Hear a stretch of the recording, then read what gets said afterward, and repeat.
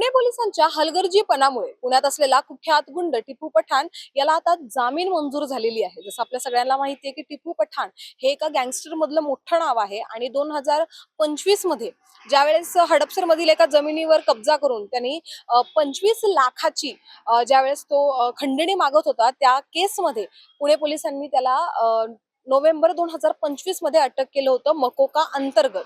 परंतु जसं आपल्याला माहिती आहे की कायद्यानुसार जेव्हा आपण मकोका अंतर्गत कोणताही आरोपीला पकडतो त्यावेळेस 90 दिवसाच्या आत ज्यावेळेस तुम्हाला कागदोपत्र द्यावं लागतात किंवा तुम्हाला मुदत वाढ करून घ्यावं लागते। परंतु या 90 दिवसाच्या आतमध्ये पुणे पोलिसांनी चार्जशीट जी आहे ही न्यायालयात दिली नाही आणि ह्याच गोष्टीचा फायदा उचलून टिपू पठाणसह अजून 6 जण आता त्यांना जामीन मिळालेली आहे आणि यावर आता पुणे पोलिसांवर सगळ्यात मोठा प्रश्न आता निर्माण झालेला आहे। कारण की ज्या एका साईडला जसं आपण बघतोय की सीपी जे आहेत आपल्या पुण्याचे अमितेश कुमार ते कुठे ना कुठे असं म्हणतायत किंवा पुणेकरांना असा विश्वास देत आहेत की पुण्यात असलेली जी काही गँगस्टर्स आहेत किंवा जी काही गुंडगिरी पुण्यात चालू आहे तो आपण गुंडगिरी मुक्त पुणे शहर करतोय। परंतु पुणे पोलिसांच्या अशा निष्काळजीपणामुळे किंवा हलगर्जीपणामुळे आता आपण बघतोय तर एक कुख्यात गुंड किंवा हा जो गुंड आहे टिपू पठाण याचं सगळं सगळ्या पुणेकरांना माहिती आहे तो आता जामिनीवर बाहेर राहतो। म्हणजे आता खरंच पुणेकर सेफ आहेत का हा प्रश्न चिन्ह जो आहे आता पुणे